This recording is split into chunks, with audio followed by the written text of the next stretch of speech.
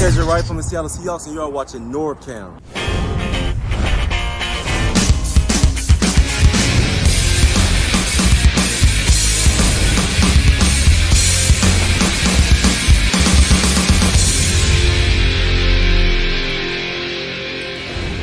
What's going on, everybody? Happy Blue Friday, and welcome to another episode of Hawks Real Talk, where we break things down and keep it real about what the Seahawks just did in their previous game, and we talk about what to expect in their upcoming game. In this case, we're going to look back at the Seahawks' loss to the Detroit Lions, 42-29. Was it a good loss? Kind of felt that way, but we're going to break it down a little bit more. This video is brought to you by BetUS Sportsbook and Casino. We appreciate their partnership in this video. We're going to talk a little bit more about that when it comes to the odds of this game coming up. But before we do that, we're going to do some breakdowns here. Not just we're going to do a real verbal breakdown of what our takes were on the game, but also look at a few plays and with Sky-High Aviation breaking it down for us. So I'm going to introduce the panel momentarily. You already know Sky-High Aviation if you've been on the show before, but we also have a new member of the panel today. And before I bring him on here, I'm going to show you just a little context of our special new guest on the show. And this is where we might have seen him before a few years ago on ESPN. Check it out. We have the Hot Take program for youth, and coincidentally, the first subject happens to be my nephew. Somehow he qualified. That's Abel Pasley. How old are you? 5. Full transparency. 9. Mm-hmm. Just to get things rolling, can you say Royals, like Kansas City Royals? Warriors. And then the Warriors. Say Warriors. Warriors. Yeah. Okay. Oh, you're starting to come around, because they used to sound like the same word. You just flat out, I'm a homer for Seattle. You're wearing a Russell Wilson jersey. So I'm wearing them right here. I know. So how can you be objective? I know. All right. How do you think they're going to do this season? Great. I think they're going to go Super Bowl and win it. Do you think they're past that whole thing, the Richard Sherman, Russell, the whole deal? I'm still with the Richard Sherman Camp Chancellor there. What? No, What'd you say? All right. There you go. That's just a little snippet of our newest panel member on the Hawks Real Talk. Let's meet them all right now. There you go. We've got Sky-High Aviation over from his college dorm in North Dakota. Sky-High, welcome back to the show. It's always good to see you, brother. How you doing? Doing good, Norb. It's good to be back, and this is going to be one of the more interesting Hawks Real Talks episodes that we've had in the history. I'm really excited. I didn't get to see that full part of that clip, but yeah, I'm really excited for the things today. Just overall, I'm just pumped, fired up. It's a lot going on. I mean, you know, especially when you're in first place, you know, in the NFC West, and you know, game ahead of your arch rival. You know, it's a good place to be and a good time to be talking about it. But let's talk about our special guest here, whose clip you just saw. Now, that was a few years ago, Abel. Welcome to the show, everybody. Abel, is it Pasley or Paisley? Pasley. Pasley, yeah. Abel Pasley. Okay. And Kenny Mayne, we all know if you follow Seattle sports, you follow ESPN, Kenny Mayne is kind of a fixture with ESPN, and he is your uncle, right? Yep. He called you your nephew on the show. Kenny Mayne is your uncle. Mm-hmm. All right. So tell me a little bit about that clip. How long? Obviously, he referenced the Richard Sherman, Russell Wilson feuds. I'm guessing this is post Super Bowl 49. I'm guessing 2015-ish. Is that about the time when this was recorded? Yeah, about so, like 7 years ago. That would be about right. Okay, so sometime after the disastrous Super Bowl 49 situation. That's pretty cool. So how old were you at the time you made that recording? I was 5 years old. Yeah. Me and my sister now were on vacation to California, so they just... Okay, so you were 5 then, obviously quite a bit younger, but you are now, how old now? I'm 12 now. 12, okay. So just so you guys know, the reason we have Abel here is because Abel is, I did a couple of call-in shows to talk about the Seahawks, most recently last week, and Abel has called in a few times, and I actually met him at a game in person. He reminded me that we took a picture together, and I'd like to see that picture, by the way. And we he started breaking things down, and I was really impressed. I was like, man, you are very well spoken. I said, I might need to reach out to you and have you be a guest on the show. And so here we are. We are here with the newest member of the Hawks Real Talk show. So Abel, welcome. I can't wait to get your breakdowns of this game and the one to come on Sunday. So welcome to the show. It's great to have Thank you. Happy to be here. All right, let's just kind of talk a little bit about what we saw in this game. I did a video talking about it that I think a lot of people seem to be kind of happy with the Seahawks loss, or as happy as you can be with a loss. But let's just see if you guys share the same sentiment. Sky-High Aviation, why don't we start with you? What was your take watching that game unfold? Ultimately a loss, but was it a good loss? Would you qualify it as that? What's your breakdown? Well, you know what? I'll go ahead and start it right away. I'll say no loss is a good loss because I hate losing, first of all.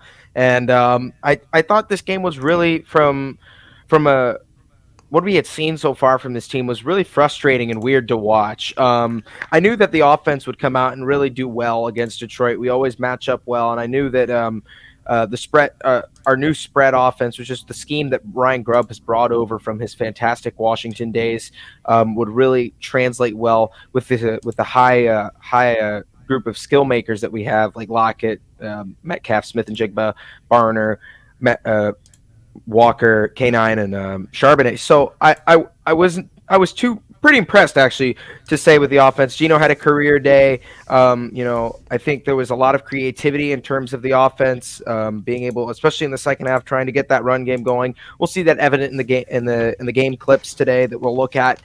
But for the defense, I was disappointed. It was beyond disappointed. Regardless of expectations and how many starters were out, I thought that we really should have done a little better than what we were at. Despite our offense making mistakes throughout the game, and maybe the referees aiding Detroit to an extent, I felt as if there was a lot left to be desired from this defense, especially giving up so much in the passing game, and somewhat not finishing plays the way that we should be, and obviously, the defensive line was not going to perform to the standards that we had, but we had really poor linebacker play overall. Our guys were getting confused in the secondary, and it just felt like a game where Detroit was in control the entire time, right? And even when we were getting close to a point where, okay, we're getting here, there has to be something that has to stop us and be a roadblock. So obviously no loss is a good loss, but if there was things that we learned from this, it was that this team still has a little ways to go, but also we're better than what we think we are, in the sense that the offense can be really explosive, and that I think the defense kind of really got served a piece of humble pie despite the starters being out. I think we'll be in good shape going forward, and obviously no good loss is a good loss, but there were good things that came out of it. So, yeah, Abel, what was your take on it? I have some disagreements a little bit with what Sky-High just had to say, but a lot of it is very true. What was your take on it? Good loss, bad loss, happy with it? What do you think? I think we went into that game knowing that in all likelihood there was a big chance of us losing, and it was like a trade-off. It was like, well, our big defensive guys are going to be out, but K9 is back in, so let's see what we can do with that.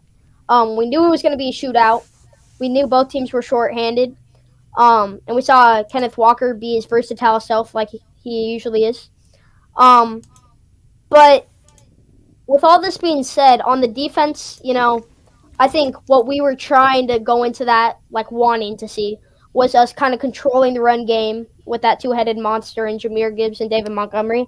And we were trying to limit the explosive plays that the Lions consistently show. But we kind of failed to control those things. The run game really took us out. Just couldn't really stop it. Did not do a great job tackling. And they made the explosive plays when we need to. And, yeah, the refs weren't great, but that's definitely not why we lost that game, obviously. It's like, could things have gone differently? Yeah, but, it's just, I think what cost us the game was not limiting those explosive plays and just, the lack of tackling. But on offense, it was great to see, like, Gino having a great game, K9 doing everything. And I liked how we targeted Metcalf to, start out that game. And yeah, it was a good showing for, losing. So my take on the game, and I did a summary earlier in the week on why I thought this was actually a positive a loss as it can be. Again, I think if this game were such that we had our starting base unit in and this happened, I'd be concerned. I'd be like, oh man, I thought this defense was going to be good. What's going on with that? But because we were missing not just one piece here, not just two pieces over here, but we were missing practically an entire starting defensive line, two of our best pass rushers, and then you lose Julian Love in the secondary early in the game. That's a lot to overcome. At a certain point, yeah, next man up, you can keep saying that, but there's a reason why starters are starters and backups are backups. There were guys running around in the outside linebackers whose names and numbers, I was like, who the heck is this guy not playing well? And it's because of our depth being so limited, and we also didn't have Jerome Baker, who's not exactly been lights out and all over the place, but he is a guy that is supposed to be our starter, and he hasn't been playing either. So, I think that would be more of a reason why I'd be concerned that if we'd lost by that point. I still contend, though, as you guys did say, that what I saw on offense, I think, was the most exciting and the part that made me optimistic about this game is because I expected we would lose. I thought this was going to be a low-scoring game where, both defenses would keep both teams under control. Yeah, I didn't like seeing so many points, but I also liked seeing the fact that we could take on the Detroit Lions' pretty good defense, limit Aiden Hutchinson, their best pass rusher, to no sacks. I don't think he got a sack in the whole game, broke his sack streak, and we were able to put up against a Jared Goff led night where he was perfect and caught a touchdown pass. Geno, except for the late garbage interception and some bad calls here and there that weren't called, he outdueled him in terms of total yardage, first downs, all that stuff. The only category that they didn't measure up to was obviously turnovers and the scoreboard.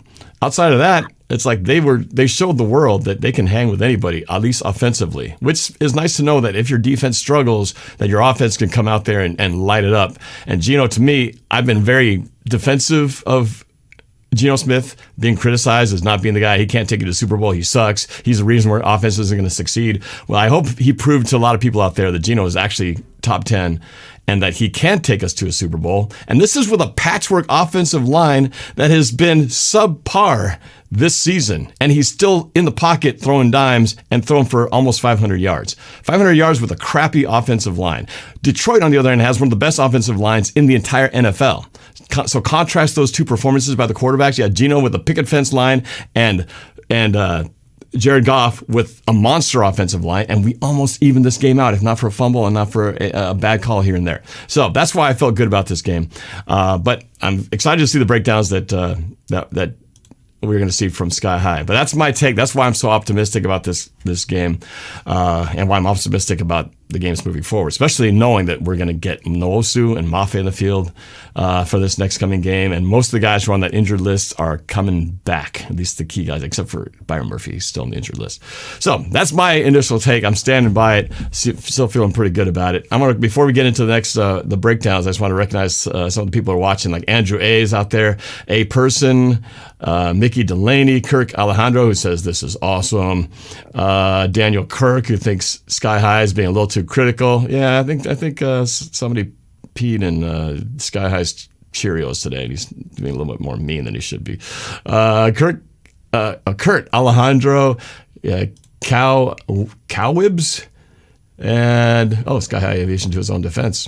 And yeah, whoever else is watching, I appreciate you guys. Chat away, like this video, and share it. Keep the comments coming. It's great to hear from you guys. All right, so is it breakdown time, Sky-High? Sure, I guess so. Let's just jump into it. Yeah, I want to see 10 plays that Sky-High Aviation has picked out. None of us have looked at these plays in advance, so Abel and I do not know what he's going to break down here. We let Sky-High choose what he wanted to break down, and we're going to see that right now and have his expertise, and we'll weigh in when we see appropriate. You ready? Yeah, sure. Let's see if I did it right. we didn't do a dry run this time. This is do it with no rehearsal, so it's live. Live. So if it's a complete train wreck, it's Sky-High's fault. All right, here we go. I got it right the first time. Look at that. All right. Look at that. He's a pro. Teleprompter, blah, blah, blah, blah, blah. All right, so we'll set the scene real quick. This is the first drive of the game. This is actually the third play of the game. It's a third down. And let's pre-diagnose this. Detroit right now is in one of their most commonly used formations, 11 personnel. So Detroit loves to carry one tight end. It's rare that you see them with more than two tight ends in a formation, because most of the time when they have a run blocker, they either have one tight end and St. Brown is in the slot, who works as a run blocker as well, essentially, right? And Detroit very, very much the type of offense that you will see with LA Rams, the Packers. This is a very much not spread type offense, but a very much heavily reliant on the zone to open up the play action. So we'll go ahead and let this happen. And Seattle's showing right here, showing man initially, right? But they're showing his own. And Detroit. Well, a lot of teams actually today, and including us.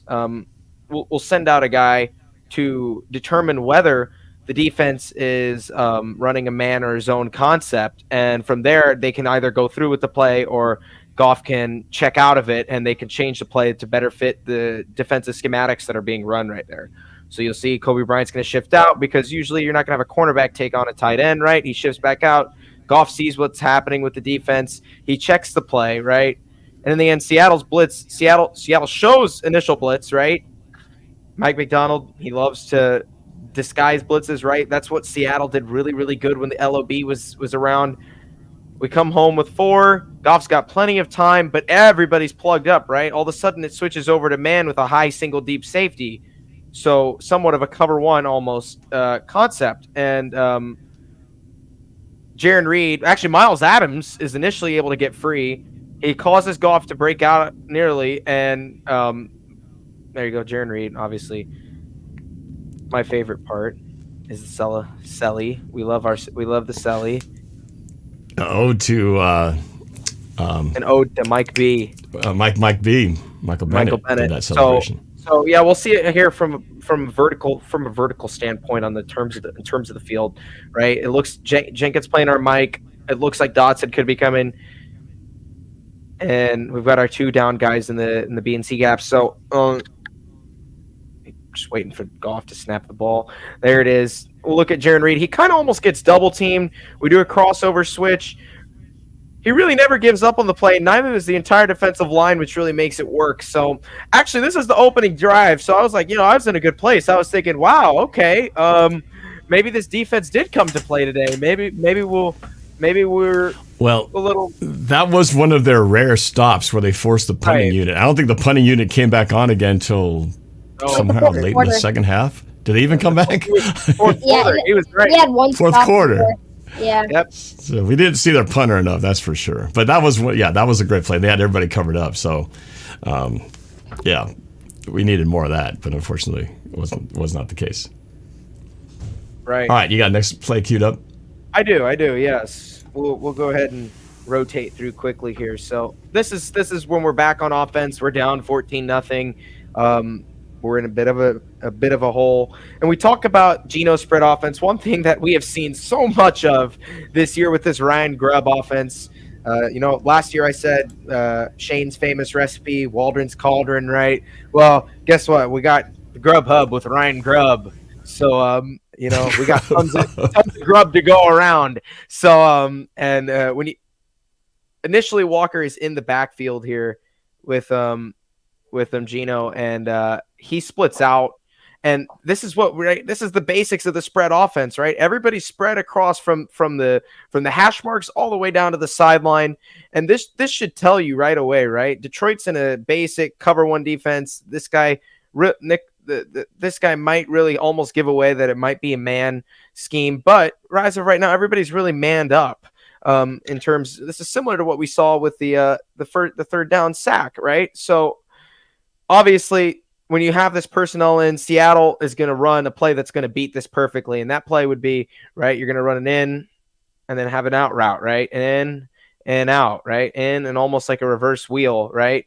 And the safety's going to have to and somebody's going to have to go down here, right, to draw the eyes of the safety, because the entire play is practically designed for DK Metcalf. This is DK Metcalf's play all the way. He's on the weak side of the ball. You've got strong side here, and pretty much everybody is going to try and just distract this safety so Metcalf can run his wheel route up here. And we're going to see that evident here, right? They show blitz, they come blitz. There it is. And before we'll try and look at the safety's eyes, right? It happens very fast. He realizes that he might have to go down to DK, right? But before he can even set his feet in the correct direction, DK's already off and running. And obviously he was marked short, unfortunately. But initially it was thought to be a touchdown, right? We'll get a better look at his eyes here. When I trash he's right here, right? This is the right in between his head's right on the goalpost. So signal out K9, takes the linebacker with him. Kirby Joseph, the safety. They bring blitz.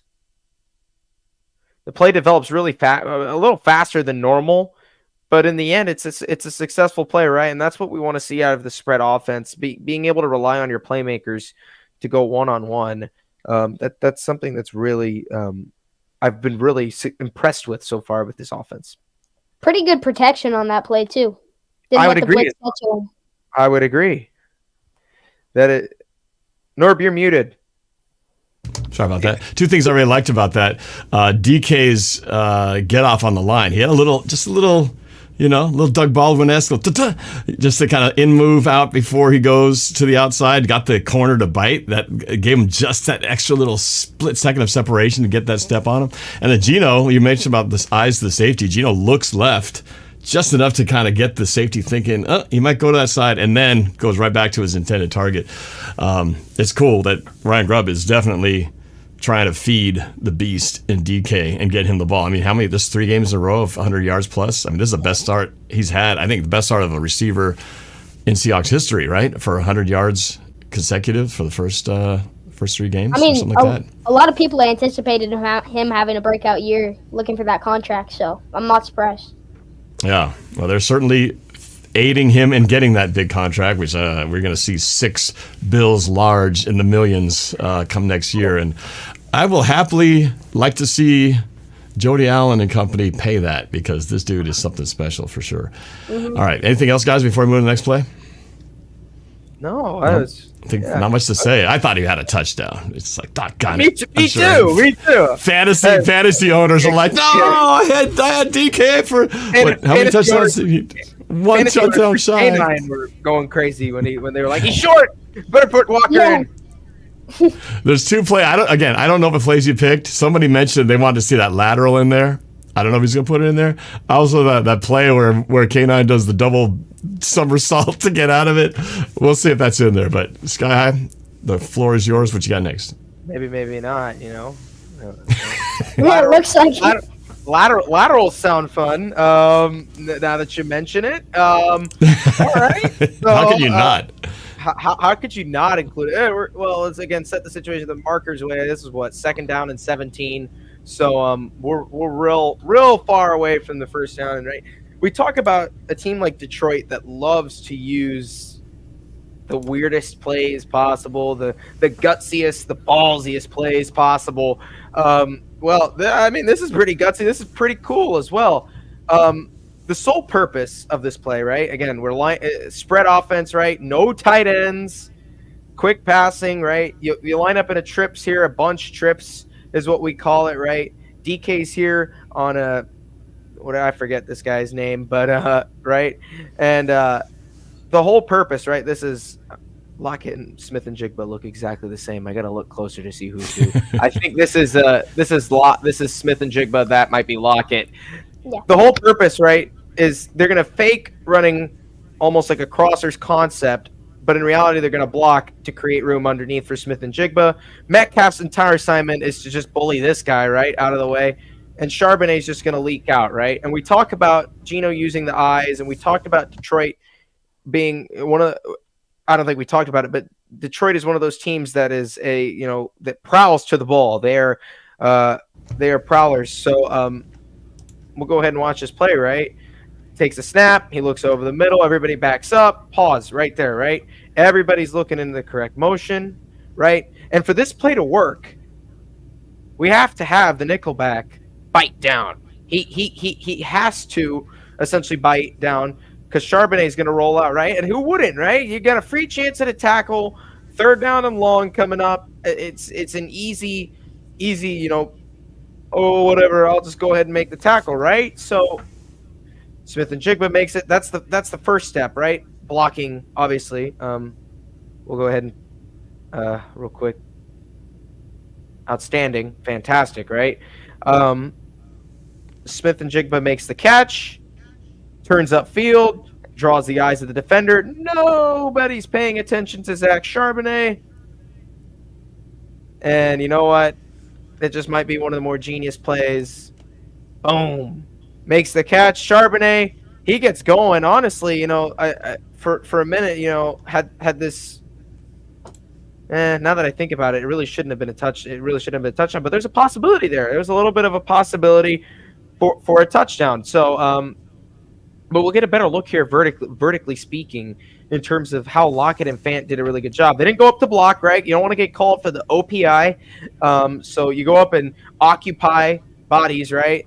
Leave it under to JSN. He makes a beautiful pass. Charbonnet gets the first down. I wouldn't mind seeing that again a few times throughout the season. But obviously, it's going to be on teams' radars now.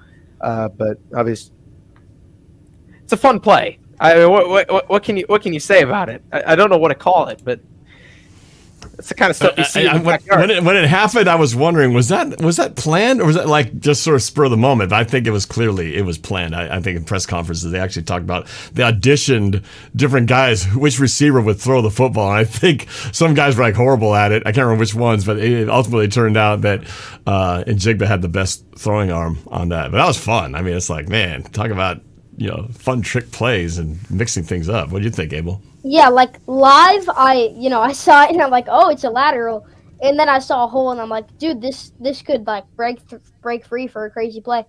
But yeah, I mean, at the time I thought it was just like a reflex and like he saw it open, which you'll see sometimes. Like you've probably seen it before with like Travis Kelce, I think has done it. It's happened before, but it's a really cool play. Yeah, I would agree. We've got some Seahawk haters apparently in the line in here. Commenting away. Let's see. I'm not sure about Seahawks trash. They got right here. For the refs, they Dolo Dynamite. Seahawks trash. If it was for refs, it would have been a blowout. Well, at the end of the game, Metcalf had this missed like defensive pass interference call. So, just saying, it wasn't all on our side. A little foreshadowing, possibly, to a future. Yeah, that's right. Really, but there was plenty of penalties to go around. I mean, it was a ugly penalty game on both sides. All right, there were some calls that probably should have been thrown on Detroit's side, and there were some calls that should have been thrown on our side. I think you could take as many bad calls on both ends that helped both teams. So, that's a little bit too convenient of a blanket statement. Just be grateful you got this win, Detroit Lions fans. I mean, you will never see a game by Jared Goff this perfect ever again. Just take it and go, we had to play perfect in order to beat the Seahawks on Monday night. And we did. Just take that and be happy with it. I've been like, when have you guys won a Super Bowl? When was the last time you guys made it to the Super Bowl? Like, it's funny. I don't root for a lot of other teams besides the Seahawks, obviously, but I probably find myself rooting for Detroit more often than any other teams. Like, I was rooting hard, just like every other Seahawks fans last year when they played the 49ers in the NFC Championship game last year. They should have been in the Super Bowl, doggone it. There was no reason they should have lost that game, except Dan Campbell was too busy biting kneecaps and making bad decisions. But other than that, I've been pretty much rooting for those guys, except Monday night. And, I hope we'll face them again in the playoffs. I mean, that'd be a fun rematch, an NFC Championship game, Detroit versus Seattle. In Seattle this time? Oh. Well, that'd be kind of nice, wouldn't it? I'd go for that. I'd go for that. Anyway, all right. Abel, any last thoughts before we go to the next play? No, I mean, it was a fun play. I see it as like we lined the lines. Usually you would see that out of Dan Campbell, but yeah. Cool. Yeah. I just love the inventiveness, and Ryan Grubb's everything I was hoping he would be so far. In just 4 games, I have not disappointed at all. It's like the first time feels like, oh, so that's what it's like to play with all of our fun, shiny toys on offense. Finally, somebody who's actually like I've always felt like a bunch of toys were on the shelf, and the parents were saying, you can play with 1 toy, maybe 2 today, but we have to leave the other ones on the shelf for right now, okay? We'll play with them later. Now it's like, here you go, kids. Have fun. We're going to all spread this ball. We're going to have 10 different receivers. I mean, I think 10 receivers got catches in that game. Let me see. 1, 2, 3, 4, 5, 6, 7, 8, 9, 10. 10 different receivers caught balls. And the longest, just to put it in context, Geno Smith threw for 395 yards, right? To 10 different receivers, and the longest receiving pass was 29 yards. All right, just put that in context. That means he had to spread it around multiple passes to get that number, as opposed to Jared Goff had the benefit of a long of 70 of his 292 yards. 70 was on one broken, bad defensive play that let the receiver go untouched.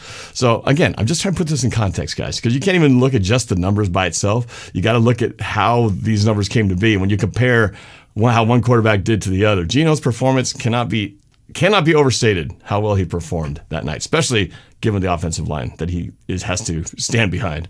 All right, let's go to the next play. Yeah, sure. Let's go. All right, next one. Is this on full screen, or is that as big as it gets? That's as big as it gets for weird. Okay, that's fine. Weird reason. I don't know. That's all right. We can that's all right. Yeah. All right. Sorry. This is at some point in the second quarter. I just had to include this one. This might be the funniest Seahawk play that I've ever watched.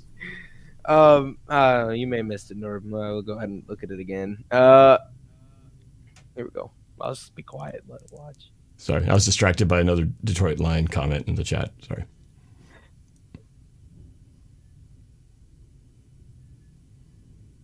Oh, this play. That was a funny play.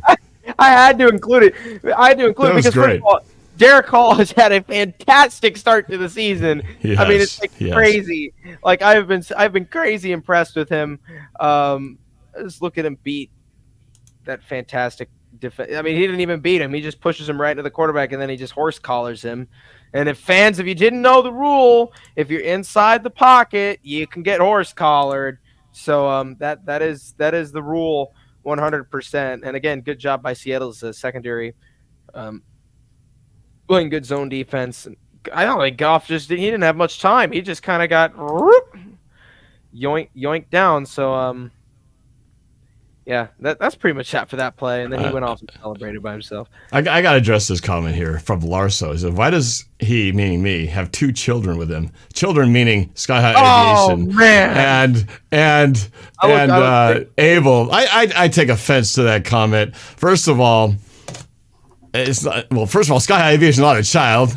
He's a college student, by the way. Don't let his young peach fuzz mustache fool you. This kid's going to be flying you in an airplane someday in the near future. You go, oh my God, that's that kid that was on NorbCam's show. He's flying the airplane. Oh my God, I called him a child. He might. I don't know what he's going to do to me. My life is in his hands, in this child's hands, for crying out loud. And Abel is probably smarter than half of you Lions fans in the chat right now. So don't let the age fool you guys. It's not about age. It's about knowledge. And this kid's got a bunch of knowledge. So that's all I'm going to say about that. All right, back to the plate. I know. I look so great for my age, don't I? Beautiful. Yes, Dude, in the comments, they said AJ Barner looks good. That's a AJ Barner had a tutty. AJ Barner had a tutty, and did some stuff. I mean, we hadn't seen much from him, but he's just been mostly blocking. But yeah, I agree. Where's that comment? Where's AJ Barner looks good? I agree. All right. It's funny. I didn't even know there was such thing as a horse collar that is allowed in the pocket. I mean, talk about a weird rule. I didn't even know that was There was that exception. That was a great play. It's like one-handed sack. It was beautiful. Yeah, pretty much. I mean, he kind of just yanked him down. I don't know if Goff's feet weren't set or something, but he seemed pretty grounded to where he was, and he just. I don't think he thought he was in harm's way. I think he felt he was out of reach. Clearly, he was in reach, and that's exactly what he did. You got to be strong to pull down like a QB like Jared Goff. He's big and just got pulled down by. Yeah, he's not a little dude, and he got a lineman right in his face too. It's like doing it with a lineman in between, and he reaches over. No, I don't think so. Whoop! It's great. That's a good. All right, let's continue. If there's any good things that our strength staff has done, that's one of them. If Cameron and Nick and I there's nothing more that we hate about the Seahawks than the training staff, because we constantly have a mountain load of injuries every year, and it's kind of an insight. The real test for the Seahawks obviously is coming up in 6 days. 6 days when we play the 40 Winers. Play the 49ers. I mean, that's ultimately going to be the test. I don't think this Giants. I shouldn't overlook that. But the real test is going to be what happens Thursday night. That's really going to be a measure of where we're at. But we're getting 2 games ahead of ourselves. Let's stick with the present here. Yeah. Let's continue. I'd agree. Juicy jam do you got here?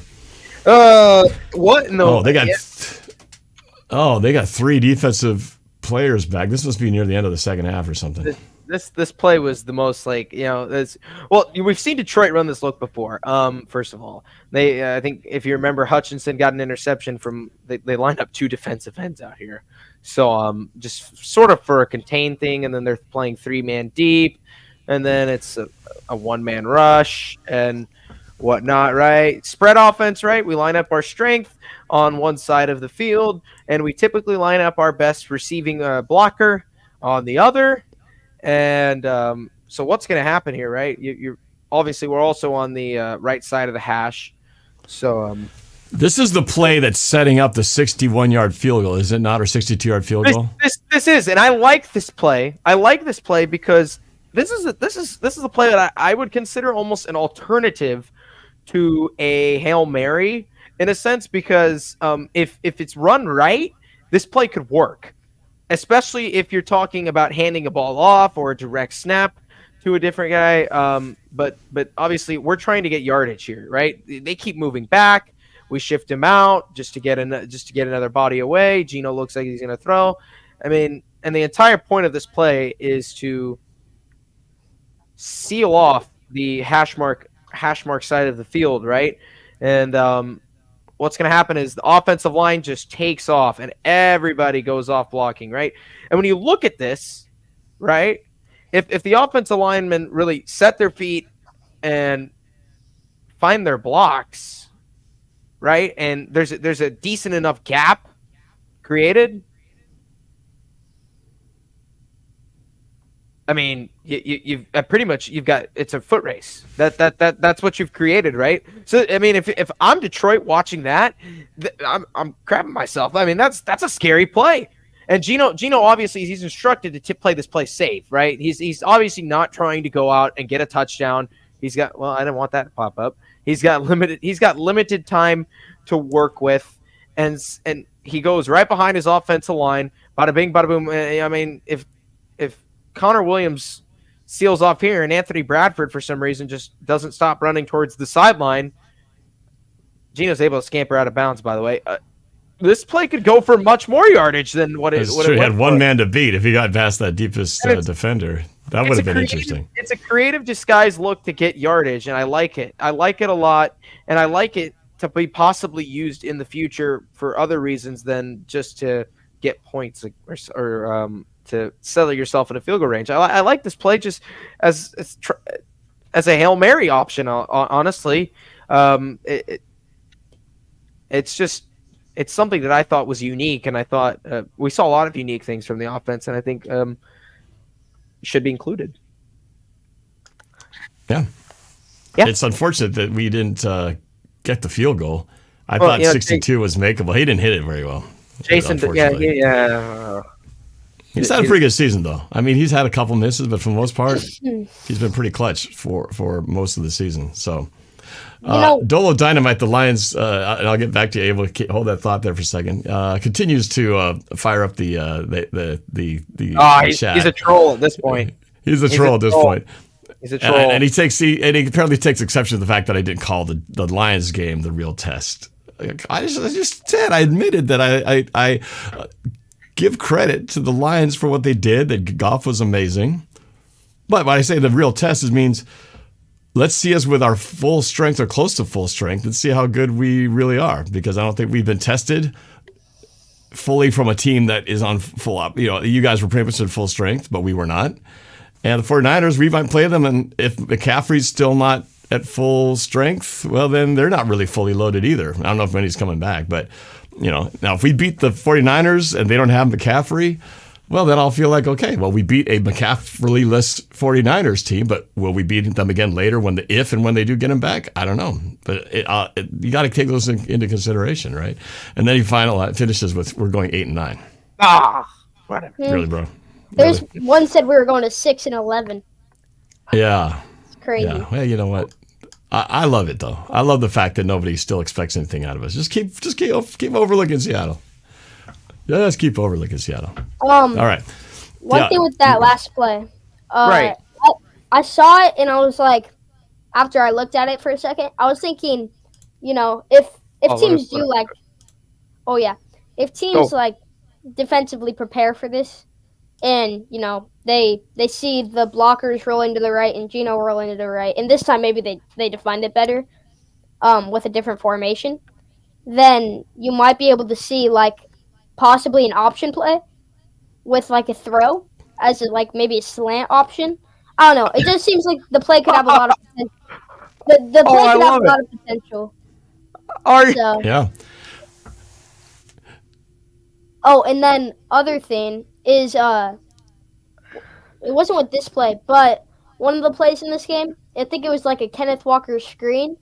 You could just see that it was kind of an option, because even though you had Kenneth Walker going this way, and then I think you had another tight end going the other way. So, Yeah. I like that. I like that as an end of game scenario almost. Where maybe we need a touchdown or something like that. Get the defense moving one way, get them to another.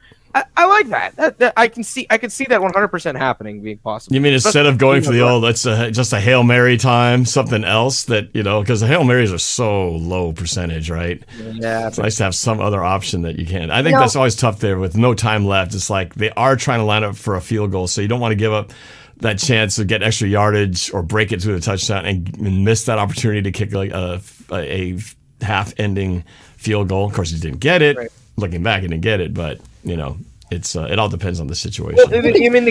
Go ahead. Oh, I was just gonna say you could maybe see another lateral play. Exactly. The key to making those plays successful is being unpredictable, right? So, I think that's kind of makes it interesting, right? You can go for a Hail Mary with DK, right? Or you could do that, or you could do that, or you could do this, that. It all works. So works around. So I like that idea actually. I would be surprised if it was impossible. Dolo Dynamite continues. It says, I don't want to hear about the injury excuses because we had multiple, but it also depends on where you had the injuries. And I didn't even include our offensive line injuries because they're already kind of taken for granted that we are down to our third string right tackle, who apparently had no trouble keeping Aiden Hutchinson in check, by the way, who did a great job last year throwing Stone Forsythe. Put the stone up against Aiden Hutchinson. But our offensive line, I mentioned already, our offensive line kind of sucks right now. They're just hanging put together by a thread, man.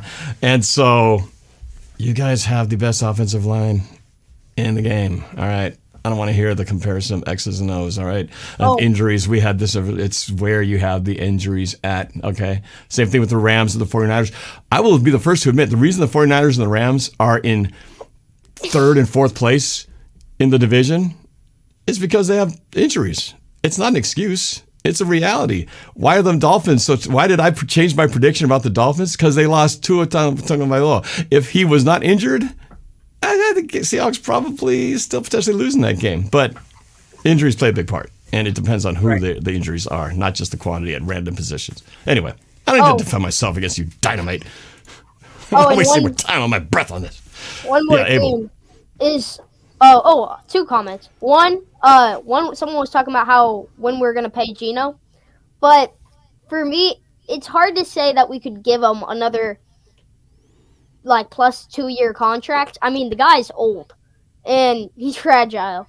So as much as I would want to, like draft a young rookie star, it's like we're just kind of in a predicament. I feel like in that way. Oh, and Dolo Dynamite saying we're saying we need a QB, but what about Justin Fields, Trey Lance, and Malik? All of those QBs are poverty. It's so. Oh my gosh! No. Poverty. It's so like no way. You just mentioned Trey Lance and just no. And knocking Trey Lance, injuring Trey Lance 3 years ago when the Seahawks beat the 49ers in San Francisco was the worst thing we could have done for the NFC West and for the NFC in general. If we kept Trey Lance healthy so they could have just plow through trying to make things work with him, y'all wouldn't have even made it to the Super Bowl. Because he sucks. Sorry. I think we got rid of him so that Brock Purdy could emerge from the depths of the bottom of the depth chart, much like Tom Brady was on no one's depth chart at the Patriots until Drew Bledsoe got knocked out, and suddenly he became what he is, but he wasn't going to be till some team knocked him out. I mean, yeah. Just saying. Last thing too is like keep in mind we have Sam Howell as a backup QB, and I know that's nothing to like write home about, but he could be a 1 to 2 year option until we can like find what we're gonna do. Because with these QB classes coming out of college, especially, there's not a lot of QBs that are good that you could get later in the first rounds. And I don't think we're gonna have many early picks unless if we make a trade. And in the past, the Seahawks do not usually trade up; they usually trade down. I don't know, but I think Sam Howell could be an interim option while we sort the QB situation out. I'm glad we don't have to deal with this today. Yeah. But it's coming. This payday / let him go decision is coming eventually. But, what if Gino takes us deep into the playoffs? Maybe not the Super Bowl. Let's say he takes us to the divisional and then we lose there, right? Then you're asked the question, what do we do now? Is he the guy that can get us there? I guess it depends on how that all plays out. But, I mean, if the guy can ball, right? And I'm looking at look at Chicago with the number 1 draft pick. How's that all panning out for y'all, right? Caleb Williams is too early to write it off, but it's not like he's lighting the world on fire. Well, it's not like he's got a great, great offensive line and a great coordinator. Not to do hate to my boy Shane, but I mean, but my point is, but that's you could say that about everybody. But Geno Smith is like I keep bringing this up, but Geno Smith is doing this with a not even average offensive line. You could say the same thing if Geno was sucking right now. You could say, "Well, we have a bad offensive line. That's why he's doing terrible." But Geno's not putting up any excuses. He's putting 395 with a bad offensive line, but great weapons and a great coordinator. I mean, you got to have everything working, right? But I'm just saying, we've seen a lot of quarterbacks drafted number 1 a couple times in the last couple of years, not panning out so good, right? And here's Brock Purdy, last guy drafted. I'm just saying, there's no sure thing. And just because you draft him number 1, number 2, number 3, number 4, number 5, it's not a sure thing. And sometimes maybe the surest thing you have is the guy in your hand right now who's just right there, eager to keep the party going. I'm just saying. Anyway, that's a conversation for episode 15 from now when we get to the end of the season. Almost cracked out. We gotta talk plays because we're at this rate we'll be going till midnight. All right, so let's get the next play in here. Yeah, we get the next play. This is actually my play that I'm most looking forward to reviewing, and obviously this is far from the spread offense, right? This is a formation that we actually saw 12 personnel actually is what they call it. Formation from what we saw similar to what with Shane Waldron at the Seahawks in terms of running it, right? And now that you look back on it, this is most obvious, Detroit is also defending for the run, and it's most obvious a pitch play, right? And this is going to be dependent on how well your offensive line is able to hold up and able to block, right? So what's going to happen is this is a concept that is called text. Essentially, it's what it's called. It's a running tight end blocking type concept that's called it's called text. So essentially, the tight end's going to come in motion here. The ball's going to get snapped. The ball actually is pitched to Walker. Walker's going to run through a gap that is created by Barner, who comes up and blocks out here while Smith and Jigba blocks on the inside, essentially creating a gap here, right? That is going to allow a crease here that is going to allow Ken to essentially get going here, right? So we'll see it, right? This is in the play call, right? Tex is in the play call. There it is. Barner goes out and finds his man, right? So we'll go ahead and there's that gap, right? Barner came in motion. And the reason they call it Tex essentially is because in the play chart, when you look at the playbook, it looks like a T. So a T, and it almost and the guy that you're blocking is the end, right? T, E, te, and then the X would be just you're running it, right? It's X, maybe the X receiver or something like that. We usually Smith and Jigba is the Y there. So it's a text concept that's going to allow Walker essentially to burst through, right? And all that's really stopping him is the safety being able to shoot the gap and make the tackle, which obviously Ken Walker, while he's hurling down the field, is very hard to stop. And obviously what happens is the gap gets closed off by his own defender, and Ken sees it, just cuts right back outside. And that's a kickstart to the second half right there, right? And he wanted to keep going. So we'll look at it again, right? Flat, even formation, 12 personnel, motion, text. That's not Smith and Jigba. That's Bobo. That makes it even better, right? Bobo's big body, right? Barner's the lead blocker who's going to go out and block. Bobo blocks the end. He blocks the cornerback. And essentially T, E, X. Run through. Text concept running. And the pitch, and we saw a lot of pitches. We saw a lot of ways to get Kenneth Walker the ball creatively in this second half, which ended up, why he kind of exploded out of this second half and saved a lot of fantasy people, saved a lot of guys' fantasy nights. I really like this pitch concept, right? Because we're used to seeing a lot of zone handoffs under center. But that's an under center look where historically, when you look at the Seahawks, right, when you pull the film from last year, when you pull the Ryan Grubb film, that's a handoff. That is a direct handoff, maybe with a guy doing a trap block, cutback block, wham block. But no, we're running concepts that's going to get Ken Walker going downhill and going to get our best blockers also to create the gaps. And we ended up calling more of those plays in the second half, and I was really pleased with what we saw from the run game in the second half. Yeah. Oh, two things I want to talk about here. Right.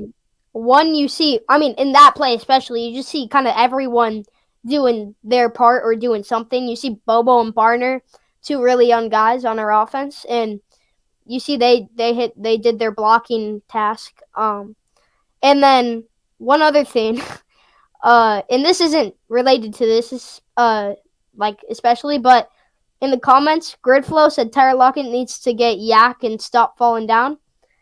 There's a reason why Tyler Lockett's been in the league for so long, and he's been like a quality number 2, number 1 wide receiver, and it's because he's not getting injured on these hospital catches. Right, he protects himself, and I like that. That's it's gotten to the point where I see Lockett make a catch, and I'm like, okay, get down, protect yourself. Good, I like that. Well, you could add to that, if DK Metcalf had took a little page out of Lockett's in this game where he was fighting to get every little extra inch, which he really didn't need to. He was going to go down at that point. I like the fight, but at a certain point, you're making yourself vulnerable, and hopefully he'll think twice about that when he really pushes it to get those extra yardage, after the catch, because that cost him that fumble. I don't blame him for the effort, but man, there's a time where you just kind of go, we got it. Let's move on. We got a 18-yard gain out of it. So let's get the next one rolling, and we'll get it next time. I don't need an extra 2 yards at the expense of getting whacked or dropping the football. And you know, we know that if K9's in the open going like downhill, downfield, I mean, you saw it in Michigan State. You saw it his first year and in his second.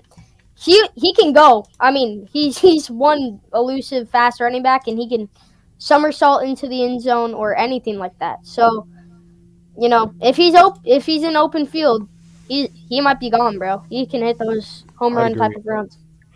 Yeah, I don't know what Prestige Shogun's talking about. Something just seems off with K9, man. He doesn't look like the same player from his rookie year. That explosiveness is gone.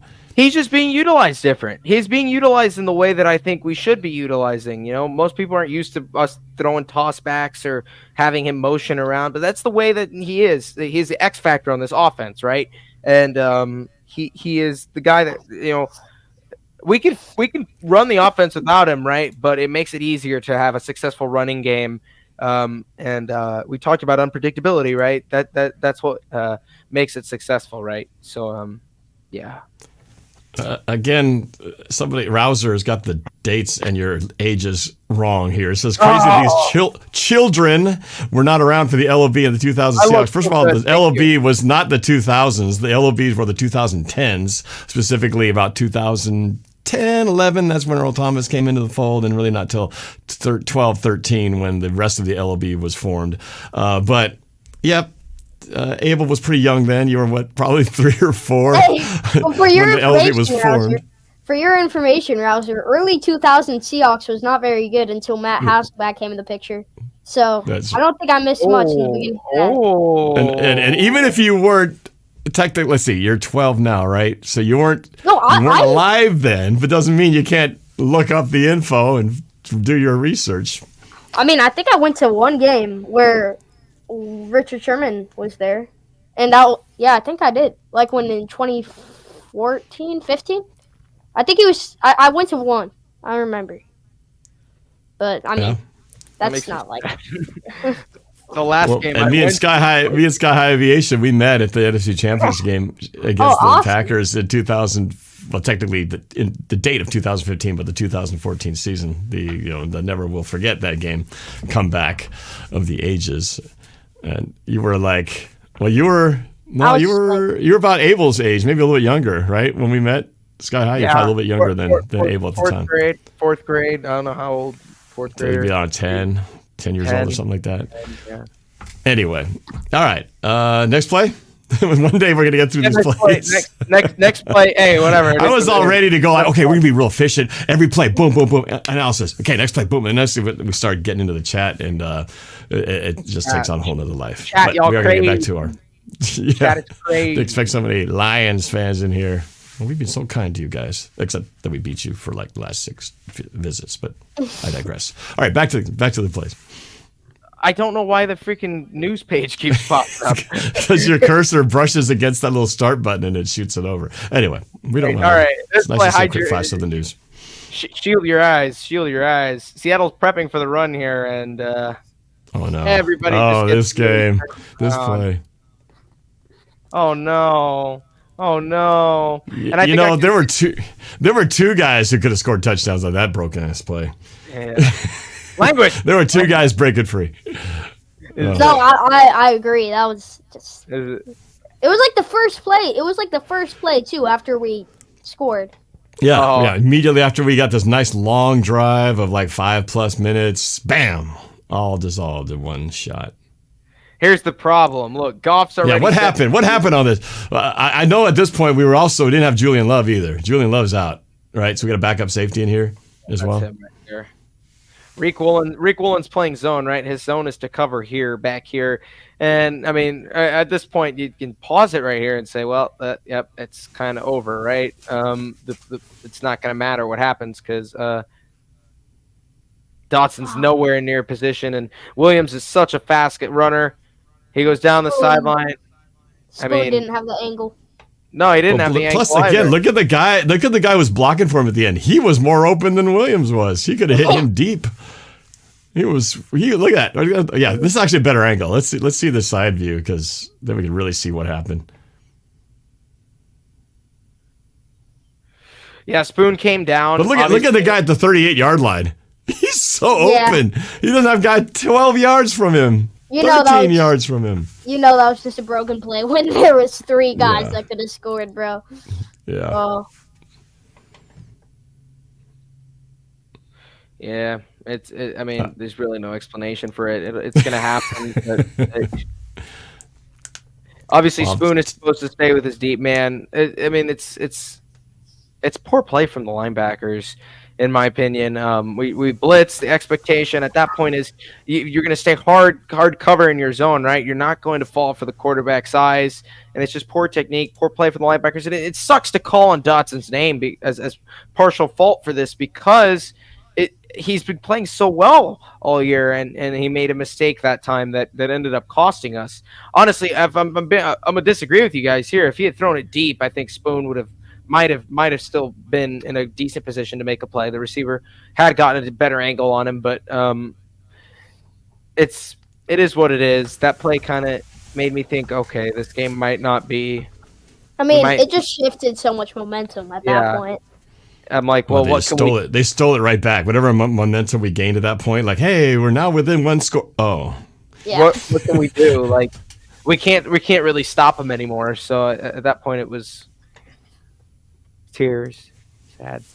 Prestige Shogun makes a very poignant point. Why did Seattle let Jordan Brooks go still puzzles me. Well, I don't know. Jerome Baker's just been injured this whole time, so I don't even know what he's capable of yet.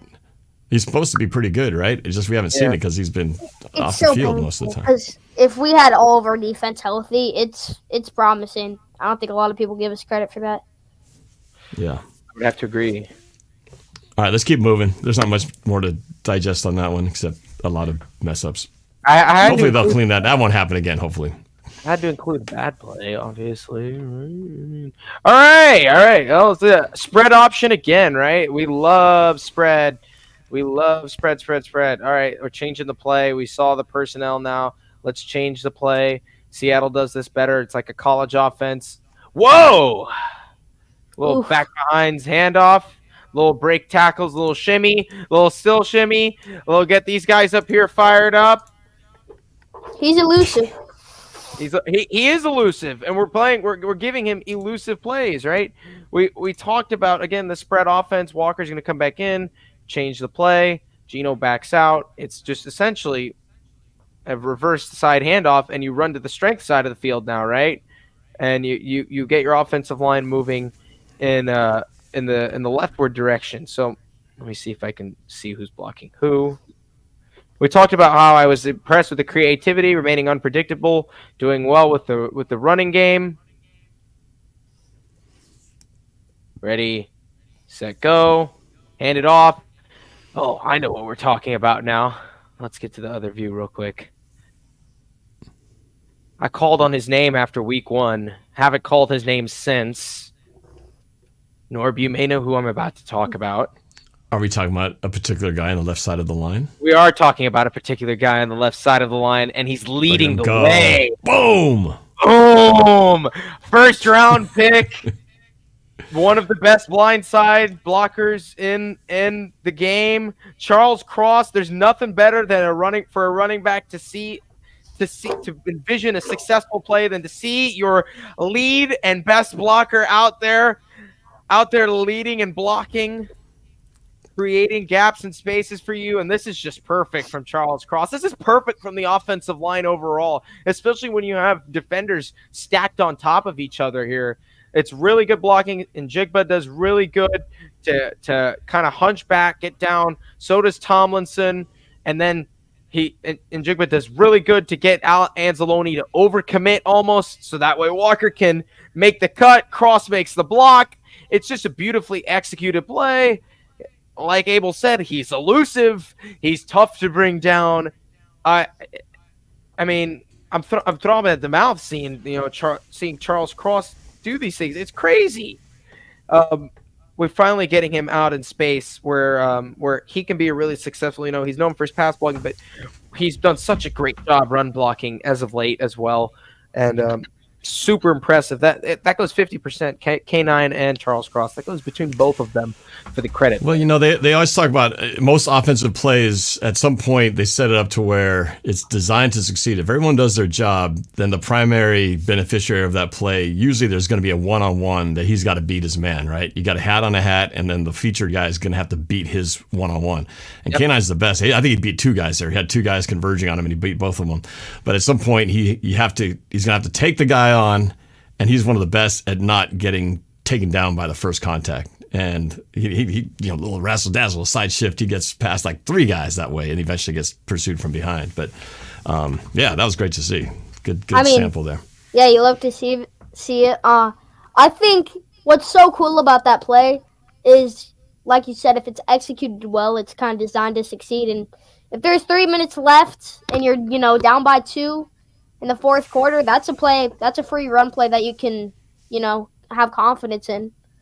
If perfect. I agree. I agree. If run well, that's a play that should succeed dependent on what type of look that you're getting on defense. But that's a really good. I like calling those. I like calling that type of play, especially getting your playmaker out in space when most teams would expect you to really run power football to try, especially with given the situation down to with 2 minutes to go. So what's so fun about this offense, what I like about what Ryan Grubb is doing, and it's so contrastedly different from before, is just that because they run it in a no huddle, and they basically line up and they can see the personnel and the grouping that they're in and change to what it should be based on the alignment. So if they look and go, oh, they're going to stay with this look, this run play is going to work great. Let's shift over to that. As opposed to you huddle up and you go and then you see what it is. Then Gino has to make like an audible at the line. But by the time he does that, he's got 5 seconds on the play clock. A delay of the game is probably right around the corner. This is so much fun to watch them just. It's like they're improvising, but it's planned improvisation. And it's just cool to see them doing this. And it's just like happening right in front of your eyes as the teams are just waiting to get set up. It's just interesting that not more teams are doing it this way, because it's a very college style offense. And I find it very fascinating. And it's just different because we've been doing it the same way for like the last 14 years.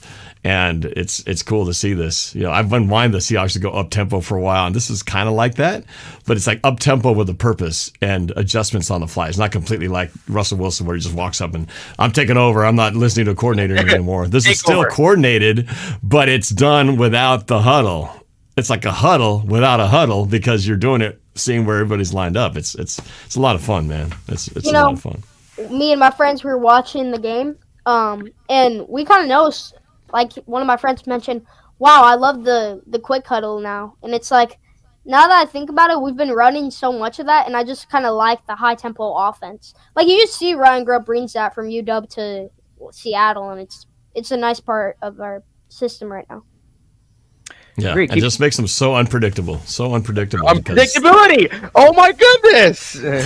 Because they don't even know what they're doing till the next play. It's like they line up and go, what should we do? Oh, hey, guys. We got this. This is pretty good. Let's go to this real quick. So it's and all cool. While not allowing the defense to substitute, because you go up there and you line up. Oh, let's change the play. Okay, everybody get a breather. Calm down. No huddle. We're good. Call it out real quick. Yeah. Okay, let's snap it with 5 seconds left in the play. Yep. All right, next play. These last 2 plays are grievance plays. This play, we again foreshadowing. Garbage time, offside. Gino kind of gets bumped out to the right. Oh, so much pass interference. It's so bad. They were doing it all game. It's like, it was brutal. I guess it almost felt like they got. It's almost like they got called so much because they had over 100 yards in penalties, and specifically against their defensive backs, that it's almost like, well, you know what? We've done so many flags. We should probably maybe stop throwing some before we start a riot. He's hugging him before the ball even comes. This is the most egregious one, and that's the one that didn't get called. The crowd doesn't even celebrate because they think the flag's going to be thrown. It should have been. He's riding him like a pony. The only way they could have stopped him was to just hug him before the ball gets there. Like, pretty impressive throw, it's so bad. Oh, it's terrible. I mean, I know at this point it wasn't as. I mean, I think we're still down 2 scores here, right? Yeah.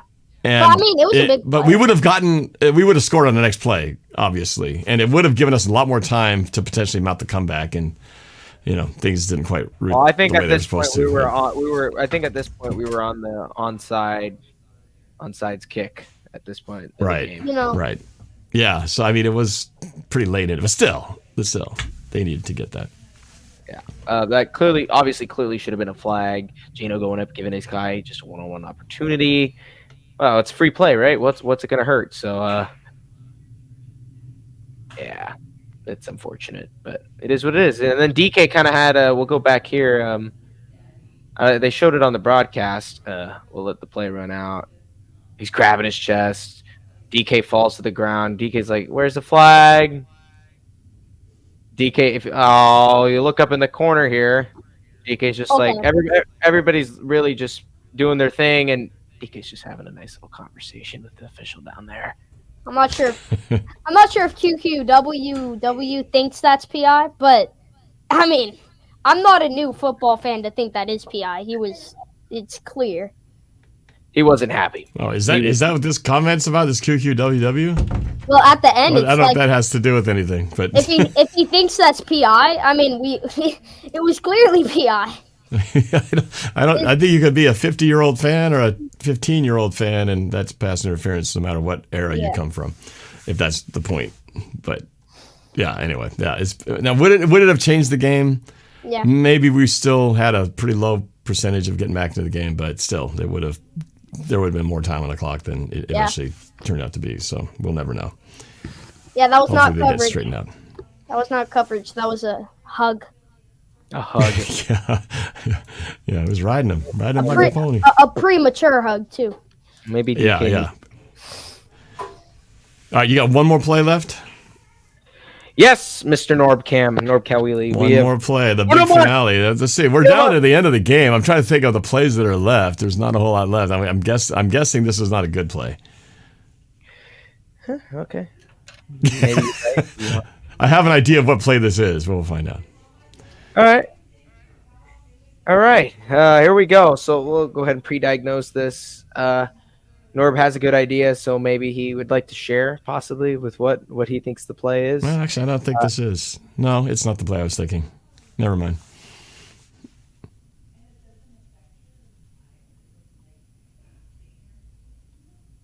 Wait, it's gonna take me a second to remember this one. I know. I'm trying to. I know this drive. Yeah, But I don't I remember the thought we were specific gonna play. see the Kenneth Walker screenplay. I drew it out here. Yeah, there was a lot. I don't think he did. There are a lot of plays to get to. Barner's going to come in motion here. He's split out to his side. This is essentially just a chip and block protection. And flag. Oh, the offensive PI, that one. Oh, okay, I was thinking about the interception. Of course, you're going to put this one in. This is actually in the beginning. I was thinking he better put that offensive PI. Yes, this is the play that cost us the game. Yeah. Right here. So we we'll went go back ahead. in time. That's what it is. We went back in time. The play design itself is first, right? But is amazing. But this is not offensive pass interference. Now I can see why, because Lockett puts his hands into a defensive position, but he's also driving at the same time. He's not trying to block for him, and he cuts a field. He's got nowhere to go. Yeah. And he clears him out, right? And the nickel cornerback or the linebacker, he chooses to go around Lockett. He can It wasn't intentional. Yeah, he chooses to go around it. He chooses to go around. He doesn't choose. Oh my gosh, he doesn't choose to uppercut it whatsoever, and it's ridiculous because Barner's celebrating. He got the first down. He's like, wait, whoa. What's the flag here? What's the holdup? I thought initially it was a legal man downfield, which is common on these types of plays, but everybody really stays good. It's not offensive pass interference. It's not a pick either, because picks have to occur within 1 yard of the line of scrimmage, and it didn't. It's not an attempt at a pick. Lockett's trying to cut forward, right? He's trying to work his way towards the sideline, almost like a in and out route like that, while everyone really follows a flow towards the sideline, and This play, I wasn't angry. I was just confused, more or less confused as to why they would call it. And then the guy on ESPN, the referee that they hired, the rules analyst, Gene Steratore or something. Yeah, he goes out and says that's a good call. I'm like, what do you mean that's a good call? There's absolutely no reason to call this. I mean, where's he supposed to go? He can't run through him. If he runs through him, he's going to get called obviously for offensive pass interference. But if he runs through him, the defender's going to drag him down. Yeah. One thing I do want to acknowledge is obviously this isn't a lot of things in this game went wrong to lead us to the loss, but this is for sure the play that cost us the comeback. It was not a good call, but like one of the comments I said that I agree with, it's hard to blame the refs because they're always bad. It's a hard job, but when the game's on the line like this, you just can't make that call. Yeah, I know. I hate to be the one to use that as an excuse because you sound like a whiner, and we should never put ourselves in a position to have been dependent on the refs to not call or make a call. But you're trying to come back, right? This is the play of the game, and that ended the drive. That ended the chance of us tying the ball game right here, and it essentially cost us the win. So. Yeah, we're gonna blame it at that point because that's crucial. That's your only chance. Like your window is only open for a second, and if you don't get it there, you're out of time. And we were out of time, and really made it almost impossible to come back at that point. Yeah, tough one to swallow. Yeah. Okay. Well, there you go. So there's the good choices there. We could have seen. It would have been fun just to talk about that K9 flip play, but in reality, it was like. It wasn't much to diagnose. Yeah, it was just a cool ass play. It was just a great play. He kept fighting. That was that double somersault was as rare as the Goff perfect game. You'll never see it again. So just enjoy it while you got it, because that's like a unicorn sighting right there. That was something else. That was fun. All right, well, let's shift from the Lions and let's focus on this upcoming game against the New York Giants. I'm doing a collab tomorrow with a Giants content creator, and we're going to find a little bit more from the inside what the strengths and weaknesses of the Giants are. But we will get to score predictions, but let's just kind of do a general sense of what to expect from this game, Seahawks from the Giants. What do you guys think is going to happen? Save your score prediction. We'll do that as the last part. But what do you guys think? We'll start with you, Abel. What are you kind of thinking is going to happen on Sunday? Well, I'm not sure what our status is on some of our defensive players, but I'm pretty sure most of them should be back in other than Byron Murphy. We know it's a banged-up Giants team. Neighbors is out with a concussion, and Devin Singletary is doubtful. So, I think we're going to see a lot of what we saw in that Dolphins game. However, one thing to take into account is the Giants just don't have any weapons like the Dolphins do. Now, the Giants have a starting QB and the Dolphins had a second and third string. But on the defensive side, I think we should be controlling this game.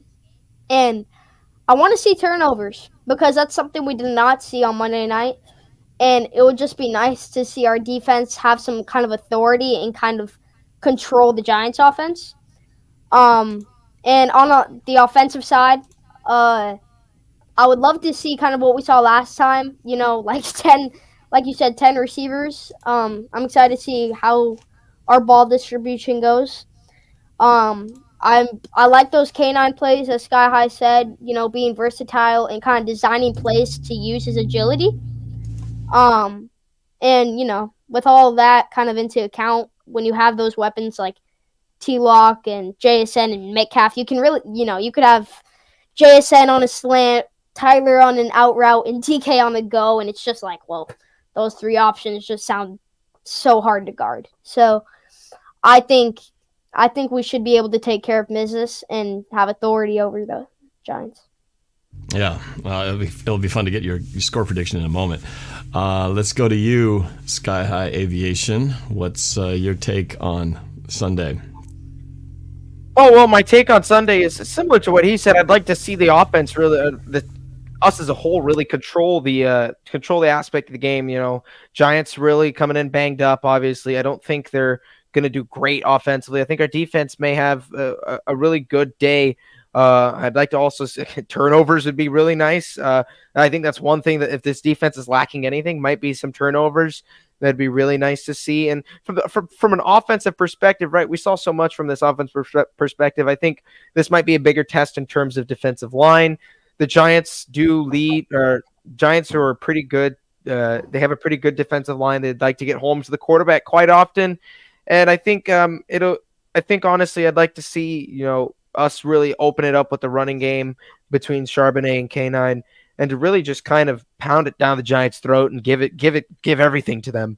And I think that in the end, we can kind of just it might be a little bit of a slow burning first half, but in the second half, really start getting things going, traction moving. And but yeah, I think overall, Gino will have a good game. I think, you know, he'll be able to distribute the ball again, but I'd like to see more of the running game, especially in the first half, and more turnovers. And I think our defense is going to, regardless of if we get turnovers or not, is going to have a very successful day. All right. Well, my take is pretty much in alignment with yours. I feel like, once again, this should not be a test for the Seahawks. They have really no business losing this game if they are who we think they are, because they do have the injury excuse. They are missing a couple of their key weapons, Malik Neighbors being one of them, and they're the other one who's questionable. That's all got to help, you know, the Seahawks be that much more potentially dominating, especially on defense, with the fact now that we have a lot of our starters back. Offensively, if what we saw them do against the Lions in Detroit is any indication of what we should be able to do at home, it shouldn't even be close. It shouldn't even be close. And the only thing we can learn from this game is that if it's anything but a win, then we're in trouble. That's all we can learn from this game. It better be a win, and it better be convincing, because if it's a struggle or, God forbid, a loss, then we really have misread this team, in my opinion.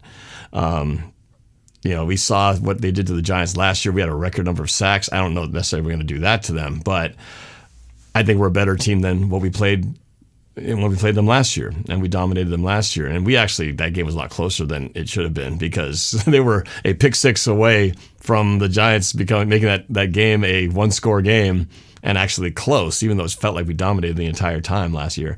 So, yeah, I want this to be a boring, dominating game.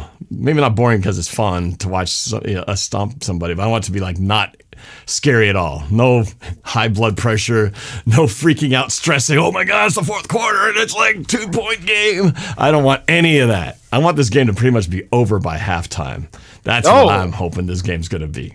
In just the feel. Maybe the score is not like 50 something, but I want to feel like, even if it's just a 2-score game, it's like it could be 3 or 4, but we made a mistake here or there, but we are completely in control of this game. That's how I want this game to go. You know, we don't need per se a bunch of sacks or a bunch of turnovers, but it'd be nice to see, and kind of like just reassuring to see us maybe get to Daniel Jones a good bit. I mean, he is a pretty shifty quarterback when he can be, but I would like to see the pressure, and just, you know, let Witherspoon and Reek Woolen do the talking. So yeah, I think if they can avoid the turnovers and control the clock, you know, we dominated in terms of plays, yardage, time of possession, number of first downs. If we can do that again, the turnovers will be the only thing that can kind of short circuit that. So, yeah, hopefully nothing fluky like that happens. And yeah, that should be what it is. So let's, before we get to score predictions, let's just kind of see what our sponsor, BetUS Sportsbook and Casino, has to say about this game. Yes, BetUS. There you go. So if you look at the BetUS right now, this number could change some. It was 6.5 earlier in the week. They got the Seahawks, the home favorites, 7-point favorites, a touchdown favorite in this game. Over under 42.5 points total in this game. So if you go to BetUS, and if you have legal online gambling in your state and you are of legal gambling age, well, you can go to BetUS right here, and you want to put some money on the Seahawks, you just click right there.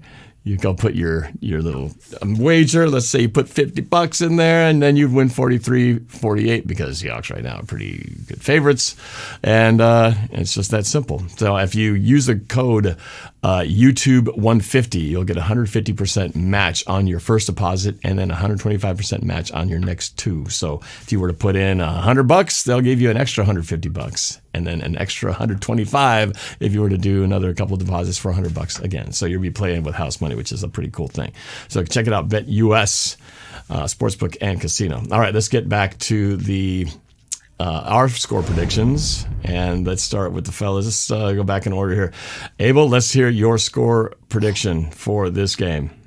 So on Sunday versus the Giants, I believe that the Seahawks will have a convincing 34-14 win over the New York Giants. All right. I like it. Sky-High Aviation. Never a boring score prediction when it comes to Sky-High. Let's see if that trend continues. Well, you know what? I asked Nick what his score prediction would be, and I put it on my shared screen, and we could go ahead and flash that real quick. Okay. We'll go to Nick's then. All right, let's go to we'll the screen. to you, and then we'll go to me. Okay, we got to save yours for you. Yes. All right. There's Nick. This is Nick. This is where Nick's at right now, right? He's in some deserted desert island somewhere, and he says 31-6 Seahawks. Wow. On vacation right now. You hear the music. He's enjoying his vacation. He predicted 31-6 win. What island? Is he in Hawaii or Tahiti somewhere or something? I don't know where this is. I was gonna say he's in Cabo. He's enjoying the Mariners. He's with the Mariners, and the Astros, enjoying their off seasons. So yeah. If you didn't know, Sky-High Aviation, he may be a diehard Seahawks fan, but he's also a diehard Astros fan. So we get to all enjoy being home while the playoffs continue without our teams in it. It's the way of things. All right. I'll go to my prediction then. So it's not very often that I change my predictions. I kind of broke my own rule this year when I changed my prediction with the Dolphins. I had them originally losing that game, so then I changed it after I found out that Tua was injured, so I made that loss into a win. But I'm going to stick with my original prediction of this game. As I said, I feel like the Seahawks should dominate on both sides of the football. Even if there's no turnovers, I feel like they should have their way moving the ball, controlling the clock, getting first downs. If they do what they did on Monday night against a very good Detroit team, that we should be even better, especially at home and with the players that we have back. Plus, you got us. I'm going to be out in the stands yelling and screaming with the rest of the 68,000 or so fans up there, making it crazy for Daniel Jones and company. My final score, and I think this is being a little generous to the Giants, but my final score is the Seahawks 28 and the Giants 14. So kind of like not too different from Abel. Abel had 14 for the Giants too, but he had a few more points on the Seahawks. You were 38-14, is that right? I had 34-14, yeah. Oh, 34-14. So yeah, you had one extra couple field goals or something, or a touchdown and a missed extra point. All right, now saving the best for last, Sky-High Aviation, your prediction for Sunday's Seahawks-Lions game.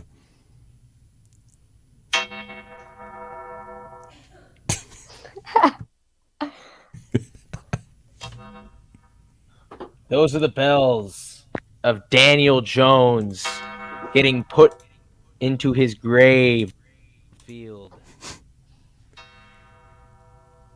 We will sack him 12 times this weekend in a routing of by the score of 37-13. And we move to 4-1. By the way, DK Metcalf gets 35 fantasy points this game and put the Seahawks down for the over. 30. All right, let's go. We did it. Awesome. So your mic kind of cut out a little bit at like the most dramatic moments, but I think we got the gist of that. There was something about the music was like, I don't know, it was like throwing the noise canceling off anyway. But all right. Well, that's across the board. And it seems like from what I've been seeing from the critics out there, they seem to be in agreement that the Seahawks are overwhelming favorites. They better not let us down. That's all I have to say. They have no excuse losing this game. So we shall see. Sunday afternoon, we better be very happy around 4:30 Pacific Standard Time at the end of that game. And then get ready on a short week again after that, the San Francisco 49ers come in on Thursday night. And that's a tough schedule, man. These are 3 games in like an 11-day stretch or something. That's brutal. Let's pray no injuries, knock on wood. Yeah. I mean, we're just getting back from summer. I said this last time when we played the Giants about the Jamal Adams thing, and 2 plays in, he got his head kicked or something like that, and he got hurt. You remember this last year? Yeah, I do. I remember. Yeah, he went low for the tackle, and he like took a knee to the head or something. It's like 3 plays in, and then boom, I think he made like one nice hit, and then he took that knee, and then he was out. It's like, oh, seriously? Then he tried to fight the neurologist, something like that. I'm like, what is going on right now? Yeah. It was so disappointing. Psychopath behaviors. So, but there we go. We don't have to worry about that anymore. I do love what we got in the field. Let's see them take care of business and get ready for an NFC West showdown later in the week. All right, well, that is it. Again, special thanks to my guests joining the show, Abel. Thanks for having me. Pasley. Right, I got that right. That's Pasley, right? Yeah. I keep wanting to say Paisley, but it's Pasley. Abel Pasley. Sky-High Aviation. Give him his flowers. He did good. Give him the round of applause. You did good. You did good, kid. Thank you, guys. And again, you guys can find these guys' YouTube channels in the description if you want to follow them and subscribe to their channels. You can look that up in the description of this video. And yeah, once again, a big thanks to my sponsor of the show, BetUS Sportsbook and Casino. And again, if you want to take advantage of that promo code YouTube150, get some extra money, 150% on your first matching deposit. It's a good time to do it. All right, that is it, guys. Thanks for tuning in. I appreciate all you who chatted today. And don't forget to hit that like button, subscribe, comment as well. I'd love to see what your score predictions are as well. And let's see who's closest next time we do this after the Giants game as we prepare for a short week to welcome in the 49ers. All right, good night, everybody. It's great to see y'all. And we're going to jump back and kick that intro one more time. So long, everybody. Go Hawks. And go Hawks, baby. Here we go. Let's kick that intro right here. Oh, wait, where is it? It's right here. Let's go.